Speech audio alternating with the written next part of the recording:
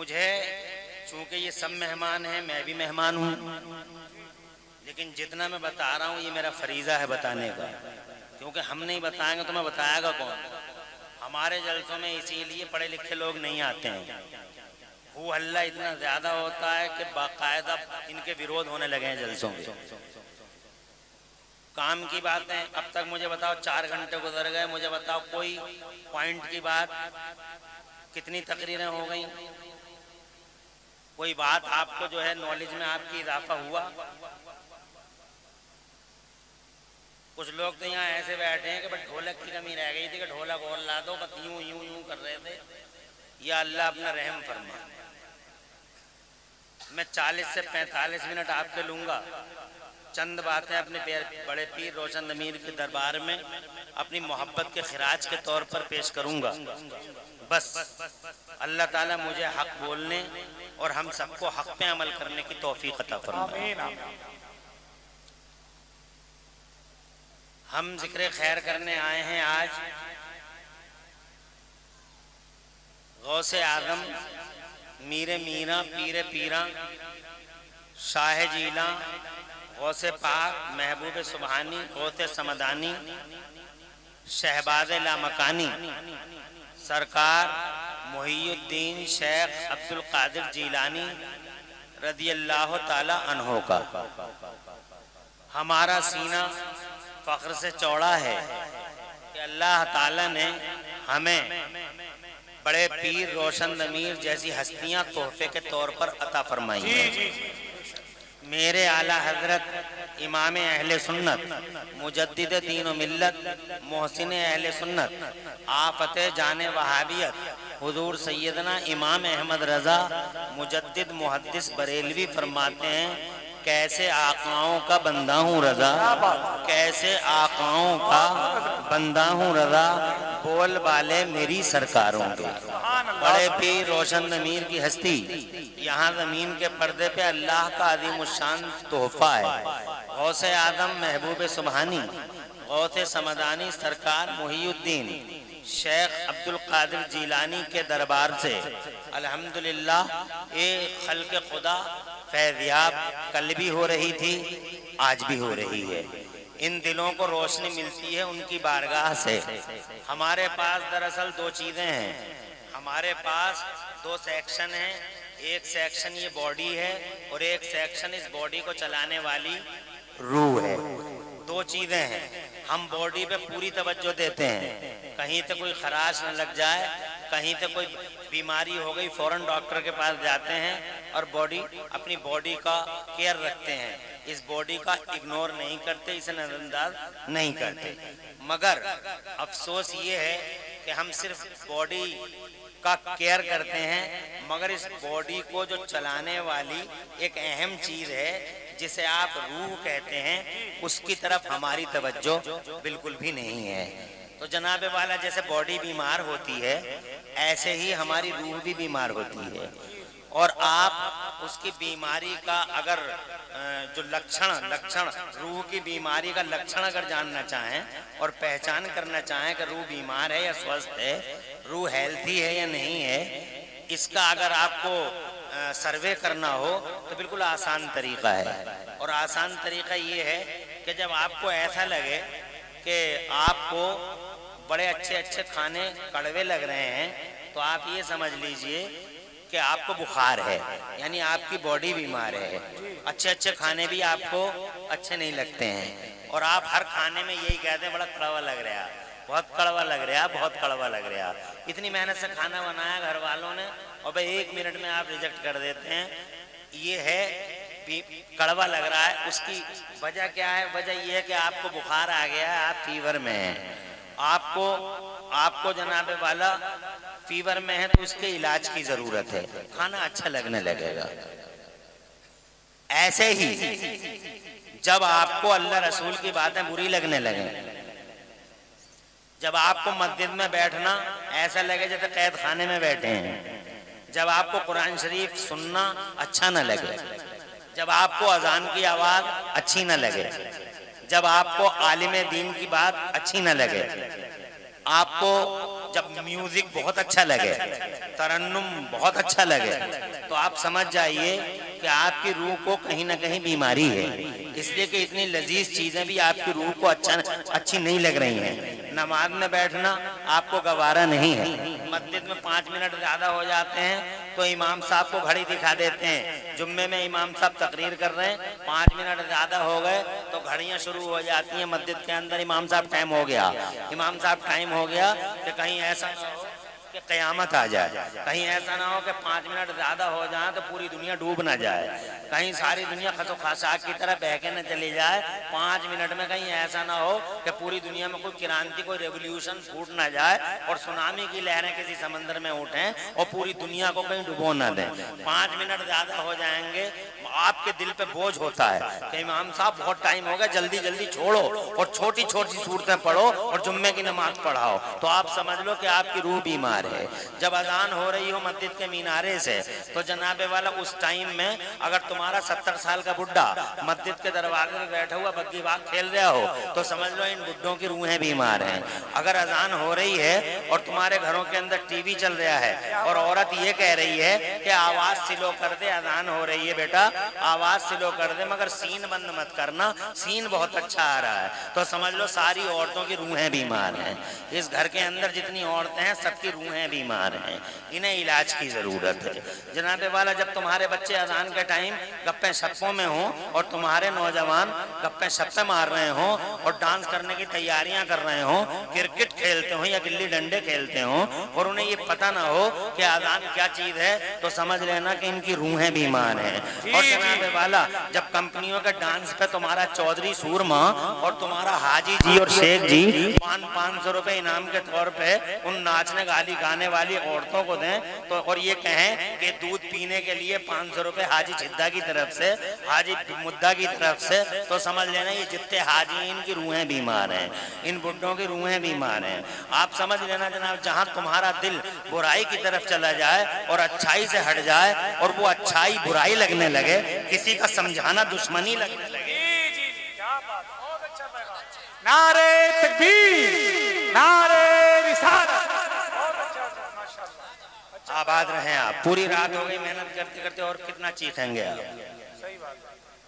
بہت زور زور سے مطلب نعرے لگائے بیچاروں نے، آخر کار آواز ہی تو ہے۔ بیچارے قاری زاہد تو اتنے محنتی ناظم ہیں کہ پوری رات ابھی تک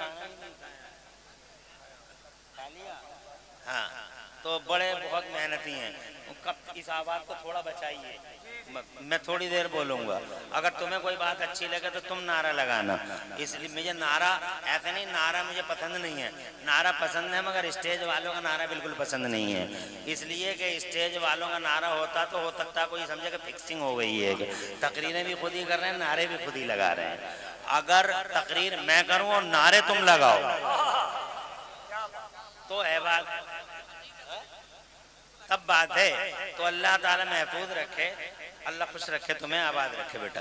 میں یہ عرض کرنا چاہتا ہوں، میں خوش ہوں کہ تم اتنی دیر تک یہاں بیٹھے ہو اور تمہاری ماؤں کو سلام کرتا ہوں جن ماؤں نے تمہیں ایسا ٹرینڈ کر کے بھیجا ہے جلسے میں کہ آخر تک بیٹھے رہنا۔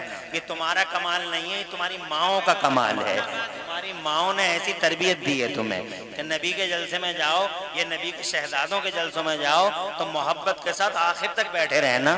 یہ کریڈٹ تمہاری ماؤں کو جاتا ہے۔ اگر تمہاری مائیں دنیا میں ہوں تو میرا اللہ ان ماؤں کی عمروں میں برکتیں عطا فرمائے اور ان کا سایہ تمہارے سروں پہ دیر تک رکھے۔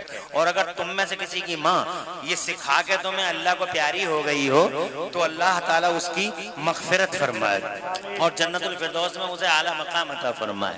میں تم سے نہیں کہوں گا کہ تم بیٹھے رہو یا چلے جاؤ، یہ ٹائم کا تقاضا ہے، ایک نردھارت سمے ہوتا ہے۔ جناب والا ہر چیز ٹوٹ جاتی ہے رات کے 1 بجے، انسان بھی ٹوٹ جاتا ہے رات کے 1 بجے، مگر پھر بھی تم تھوڑی دیر اگر سن سکتے ہو تو میں تمہیں پھر مبارکباد دیتا ہوں۔ اللہ تمہیں خوش رکھے اور آباد رکھے۔ میں تقریر کرنے کے لیے آیا ہوں، اس میں شک نہیں ہے، مگر تقریر کا ٹائم اگر مجھے مل جاتا تو آج میں تم سے بہت باتیں کرتا۔ عرس رضوی اللہ تعالیٰ سلامت رکھے اس آستانے کو، میں عرس رضوی میں بھی الحمدللہ مجھے بہت ٹائم مل جاتا ہے۔ اب دیکھتے ہو اس بار بھی 11:15 بجے، دن کے 11:15 بجے آدھا گھنٹہ اللہ تعالیٰ کی توفیق اور میرے اعلیٰ حضرت کے فیضان سے میں نے بولا ہے۔ میں تو تقریر نہیں کر رہا ہوں، لیکن ٹائم ہوتا ہے ہر چیز کا، اس لیے شارٹ کروں گا اس ٹائم میں جناب تقریر کرنے ہی آیا تھا۔ میں نے پہلے ہی کہا تھا، میں نے کہا تقریریں کرا دو، اس کے بعد شعر شاعری کرا دینا، مگر جناب بریلی کا آدمی بڑا بھولا ہے، بہت سیدھا ہے۔ یہاں بریلی کا آدمی بہت سیدھا، بڑا بھولا ہے، بہت بھولا ہے، اسے بیچارے کو پتہ نہیں پوری دنیا کی سمجھ میں آ رہا ہے، مگر یہاں لوگ اس لیے سیدھا کہہ رہے ہوں کہ یہاں دیکھو تو بریلی کے آس پاس میں ہر پیر کا بسیرا، کوئی منع نہیں۔ جلسوں کا اتنے بڑے بڑے جلسے ہوتے ہیں، لیکن ان جلسوں کے اندر افادیت، اہمیت اور ان جلسوں کا جو مہتو ہے، ان جلسوں کے مہتو پر آخر میں گفتگو ہوتی ہے کہ یار اگر ایسا ہو جاتا تو بہت اچھا ہوتا، ایسا ہو جاتا تو بہت اچھا ہوتا۔ یہ سیدھے پن کی بات ہے۔ آگے کرتا ہوں بات۔ میں جناب والا عرض کرنا چاہتا تھا آپ سے کہ جب آپ یہ سمجھیں کہ اذان کی آواز اچھی نہیں لگ رہی ہے تو آپ یہ سمجھ لینا کہ روحیں بیمار ہیں۔ اب کریں کیا؟ بخار آ گیا تو ڈاکٹر صاحب کے پاس چلے جائیں گے، مگر یہ روحیں بیمار ہو جائیں تو پھر کیا کیا جائے؟ مجھے بتاؤ کیا کیا جائے جب روحیں بیمار ہو جائیں؟ تو جناب والا اس کا بھی ایک علاج ہے، اس کا علاج اللہ نے قرآن شریف کے اندر بیان فرمایا ہے۔ 11واں پارہ ہے، اللہ فرماتا ہے اعوذ باللہ من الشیطان الرجیم یا ایھا الذین آمنوا اتقوا اللہ وکونوا مع الصادقین۔ اے ایمان والو اللہ سے ڈرتے رہو، اللہ سے ڈرتے رہو اور اپنی روحانیت کو مضبوط کرنے کے لیے اللہ والوں کا ساتھ اختیار کرتے رہو، اللہ والوں کے دامن کرم سے لپٹے رہو۔ تم اللہ والوں کے ساتھ رہو گے، تمہاری روحانیت کو مضبوطی اور قوت حاصل ہوگی۔ اس کا مطلب حضرت غوث آدم، میر مینا، پیر پیرا، شاہ جیلا کے دربار میں رہو، ان کا جناب والا ان کی چرچا کر کے، ان کا ذکر سعید کر کے اپنے دلوں کو روشنی دیتے رہو۔ کرنٹ آتا ہے وہاں سے، ایسا کرنٹ آتا ہے کہ پورا دل روشن ہو جاتا ہے۔ حضرات محترم وہاں سے شعائیں اٹھتی ہیں۔ آج کے دور میں مجھے یہ بتانے سے، آج کے دور میں یہ بتانا میرے لیے کوئی مشکل کام نہیں ہے کہ کرنٹ کیسے آتا ہے، کیسے آتا ہے۔ آج تک تم یہ نعرے لگاتے رہ گئے فیضان اعلیٰ حضرت، فیضان مفتی اعظم، فیضان غوث اعظم، لیکن آج تک پورا جلسہ بیٹھا ہوا ہے۔ تم مجھے بتاؤ، ایک آدمی کھڑے ہو کے بتا دے کہ فیضان کا مطلب کیا ہوتا ہے؟ کیا شعر شاعری سے آج تک اس بات کا پتہ لگا کہ فیضان ہوتا کیا ہے؟ اتنے نعرے لگاتے ہو فیضان فیضان فیضان فیضان، مجھے بتاؤ یہ فیضان ہوتا کیا ہے؟ آج میں بتاتا ہوں اس مختصر سی گفتگو میں کہ فیضان ہوتا کیا ہے۔ جب تمہاری روحیں بیمار ہوتی ہیں اور تم جناب والا اللہ والوں کے دامن کرم سے لپٹ جاتے ہو تو کیسے علاج ہوتا ہے میں بتاتا ہوں آپ کو۔ آپ کے گھروں میں آپ نے خود دیکھا ہے ایک چولہا ہوتا ہے، وہ چولہا جو ہوتا ہے جانتے ہو گے آپ، گھروں میں رہتا ہے وہ چولہا، اس چولہے کے اندر آگ نہیں جلتی، اس چولہے کے اندر جناب والا آگ نہیں جلتی۔ کون سا چولہا ہوتا ہے وہ؟ انڈکشن چولہا، صحیح کہہ رہے ہیں۔ کون سا چولہا ہوتا ہے وہ؟ انڈکشن چولہا۔ اس کے اندر جناب والا ایک سوئچ ہے، اس سوئچ کو ہم نے آن کر دیا۔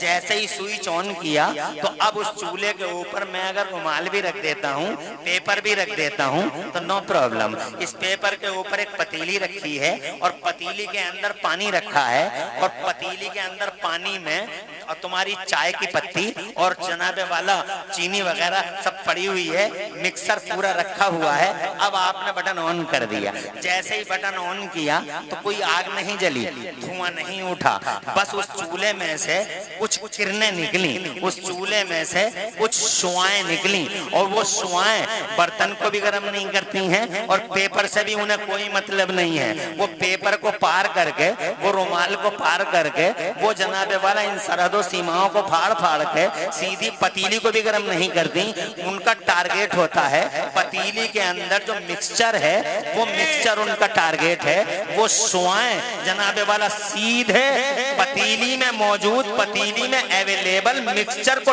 ٹارگیٹ کرتی ہیں، اسے ہٹ کرتی ہیں، ٹارگیٹ اچیو ہوتا ہے۔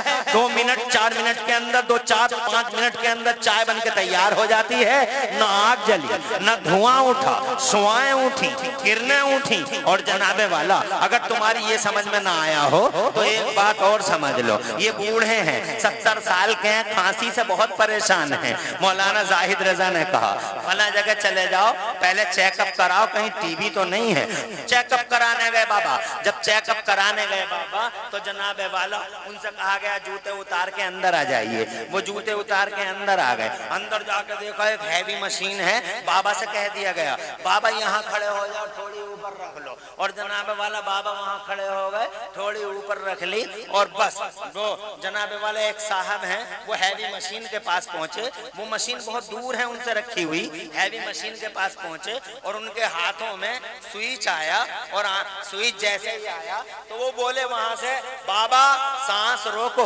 बाबा ने सांस रोक ली और उन्होंने बस वो स्विच दबाया, एक खटका सा एक आवाज उभरी, आवाज खत्म हुई, एक शोला सा निकला, एक नूर सा चमका, एक रोशनी सी हुई और बस बाबा हटा लो, हो गया तुम्हारा चेकअप। रिपोर्ट आएगी, इंतजार करो। 1 घंटे के बाद रिपोर्ट आ गई, टीबी नहीं है, पुरानी खांसी है, ठीक हो जाओगे। बाबा मुतमईन है। हजरत 70 साल के इस बूढ़े बाबा के सीने में कोई डॉक्टर गया था ये पता लगाने के लिए कि टीबी है, कोई जनाबे वाला मेडिकल ऑफिसर गया था पता लगाने के लिए कि पुरानी खांसी है। मुझे बताओ ये बाबा इतनी दूर खड़े हैं इस हैवी मशीन से, जनाबे वाला कैसे पता लगा कि इन्हें टीबी नहीं है? कैसे इनका चेकअप हुआ? मुझे बताओ कौन सा डॉक्टर अंदर गया, किसी ने उंगली डाली और जनाबे वाला चेकअप कर लिया? या जनाब मुझे बताओ तो सही, किसी ने आंखें डाली अंदर और चेकअप हो गया? ना ना ना, उस मशीन से कुछ किरणें निकली थी, वो किरणें फैली तो पूरे कमरे में थी, मगर उन किरणों का टारगेट बस।